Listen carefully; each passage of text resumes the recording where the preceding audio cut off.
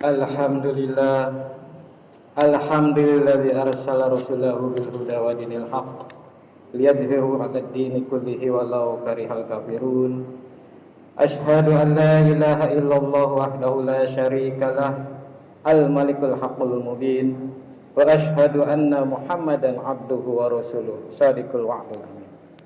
Allahumma shalli wa sallim ala sayyidina Muhammadin wa ala alihi wa sahbihi ajma'in. Amma ba'd. Ayyuhal hadirun, ittaqullah kama qala ta'ala fil Qur'anil azim. A'udzubillahi minasyaitonir rajim. Ya ayyuhallazina amanu ittaqullaha haqqa tuqatih wa la tamutunna illa wa antum muslimun. Hadirin rahimakumullah, puji dan syukur selalu kita panjatkan kehadirat Allah Subhanahu wa taala atas segala nikmat karunia yang kita terima selama ini, sehingga kita masih diberi kesempatan untuk selalu bertaubat kepadanya dan diberi kesempatan untuk selalu beribadah kepadanya. Seperti hari ini kita masih diberi kesempatan untuk melaksanakan sholat Jumat. Sholawat serta salam semoga selalu tercurah limpahkan ke junjungan kita baginda alam Nabi besar Muhammad sallallahu alaihi wasallam, kepada keluarganya, kepada para sahabatnya, kepada pengikutnya, dan kembali kepada kita sebagai umatnya. Amin ya rabbal alamin. Hadirin rahimakumullah, pada kesempatan khutbah kali ini seperti biasa khatib berwasiat khususnya bagi pribadi dan umumnya bagi jamaah semua, marilah terus kita tingkatkan ketakwaan kita kepada Allah Subhanahu wa taala dengan memperbanyak ibadah kepadanya, yakni dengan selalu melaksanakan semua perintah-perintahnya dan selalu menjauhi segala larangannya, sebagai pembuktian eksistensi keimanan kita pada Allah Subhanahu wa taala. Hadirin rahimakumullah, tak ada yang sia-sia seluruh yang diciptakan oleh Allah. Kata-kata ini benar karena seluruh keberadaan di jagat ini memiliki maksud dan tujuan, entah diketahui oleh manusia maupun tidak diketahui oleh manusia. Termasuk dalam hal ini seluruh anggota badan manusia seperti mata, hidung, telinga, lisan, kaki, tangan, dan organ-organ luar dan dalam, serta sel-sel yang tak terhitung jumlahnya. Semua itu merupakan nikmat besar, nikmat yang tak mungkin bisa dibalas secara sepadan, kecuali sekedar mensyukurinya, baik melalui kata-kata maupun perbuatan. Bersyukur lewat perkataan bisa dilakukan dengan mengucapkan hamdalah atau kalimat puji-pujian lainnya. Sementara bersyukur lewat tindakan atau perilaku akan tercermin dari kualitas perbuatan, apakah sudah baik, apakah perbuatan kita sudah bermanfaat atau sebaliknya. Hadirin rahimakumullah, di antara semua anggota badan itu paling krusial, paling penting adalah salah satunya lisan. Lisan merupakan perangkat di dalam tubuh manusia yang bisa menimbulkan manfaat namun sekaligus mudarat yang besar bila tak benar penggunaannya.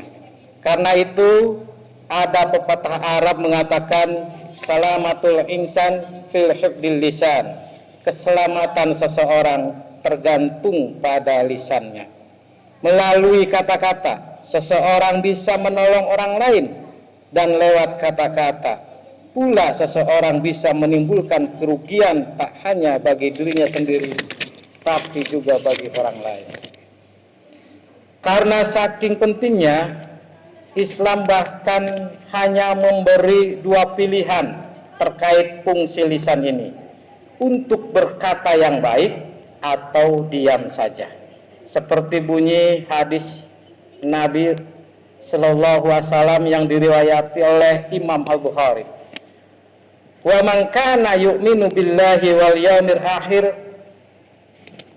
falyakul khairan aw liyasmut. Siapa yang beriman kepada Allah dan hari akhir, hendaklah dia berkata yang baik atau diam. Rasulullah Sallallahu Alaihi Wasallam mendahulinya dengan mengungkapkan keimanan sebelum memperingatkan tentang bagaimana sebaiknya lisan digunakan. Keimanan adalah hal mendasar bagi umat Islam ini. Ini menunjukkan bahwa urusan lisan bukan urusan main-main.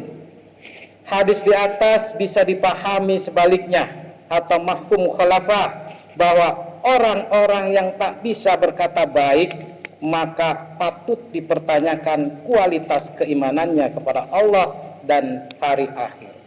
Ini menarik karena lisan ternyata berkaitan dengan teologi, dengan keimanan. Kenapa dihubungkan dengan keimanan kepada Allah dan hari akhirat? Hal ini tentang pesan bahwa segala ucapan yang dikeluarkan manusia sejatinya selalu dalam pengawasan Allah Subhanahu wa taala. Ucapan itu juga mengandung pertanggungjawaban, bukan hanya di dunia melainkan juga di akhirat. Orang yang berbicara sembrono tanpa mempertimbangkan dampak buruknya mengindikasikan pengabaian terhadap keyakinan kepada Allah selalu hadir menyaksikan, dan hari pembalasan pasti akan datang. Allah juga mengutus malaikat khusus untuk mengawasi setiap ucapan kita. Ma yalfidu man qaulin illa ladaihi raqibun atidun. Tidak ada suatu kalimat pun yang diucapkan melainkan ada di dekatnya malaikat pengawas yang selalu hadir. Quran surat Al-Qaf ayat 18. Banyak hal yang kotor yang dapat muncul dari lisan, seperti gibah atau membicarakan keburukan orang lain. Gibah mungkin bagi sebagian orang asik sebagai kembang obrolan, namun ia mempertaruhkan reputasi orang lain, memupuk kebencian serta merusak kepercayaan dan kehormatan orang lain. Contoh lain adalah fitnah, yakni sengaja menebar berita tak benar dengan maksud merugikan pihak yang difitnah. Fitnah umumnya berujung adu domba, sehingga pertengkaran bahkan pembunuhan. Sifat ini sangat dibenci oleh Islam. Fitnah masuk dalam kategori kebohongan, namun dalam level yang lebih menyakitkan. Hadirin rahimahullah. Inilah relevansi manusia dikaruniai akal sehat, agar ia berpikir terhadap setiap yang ia lakukan atau ucapkan. Berpikir tentang nilai kebaikan dalam kata-kata yang akan kita ucapkan, juga dampak yang bakal timbul setelah ucapan itu dilontarkan. Ini penting dicatat supaya kesalahan tak berlipat ganda karena lisan manusia yang tak terjaga. Politisi yang sering mengingkari janji itu buruk, tapi akan lebih buruk lagi bila ia juga tak pandai menjaga lisannya. Pejabat yang gemar berbohong itu buruk, namun akan lebih buruk lagi bila ia juga pintar berbicara dan seterusnya. Rasulullah Shallallahu Alaihi Wasallam, in akhwafa ma akhafu alaikum ba'adi kullu munafikin alaihimul lisan. Sungguh yang paling aku khawatirkan atas kalian semua sepeninggalku adalah orang munafik yang pintar berbicara. Hadis riwayat At-Tabrani. Jamaah salat Jumat yang berbahagia. Di zaman modern ini, ucapan atau ujaran tak semata muncul dari mulut, juga bisa dari status Facebook, cuitan di Twitter, meme di Instagram, konten video di YouTube, dan lain sebagainya. Media sosial juga menjadi ajang ramai-ramai berbuat gibah, fitnah, tebar kebohongan, provokasi, kebencian, bahkan sampai ancaman fisik yang membahayakan.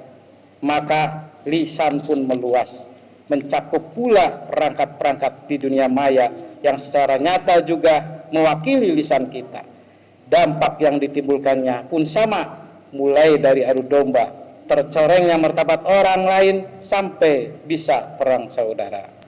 Hadirin sidang Jumat yang berbahagia. Oleh karena itu, kita seyogyanya hati-hati berucap atau menulis sesuatu di media sosial, berpikir dan bertabayun, klarifikasi menjadi sikap yang wajib dilakukan untuk menjamin bahwa apa yang kita lakukan bernilai maslahat atau sekurang-kurangnya tidak menimbulkan mudarat. Sekali lagi, ingatlah bahwa Allah mengutus malaikat khusus untuk mengawasi ucapan kita, hasil dari lisan kita maupun ketikan jari-jari kita di media sosial, yaitu malaikat raqib dan atid. Terakhir,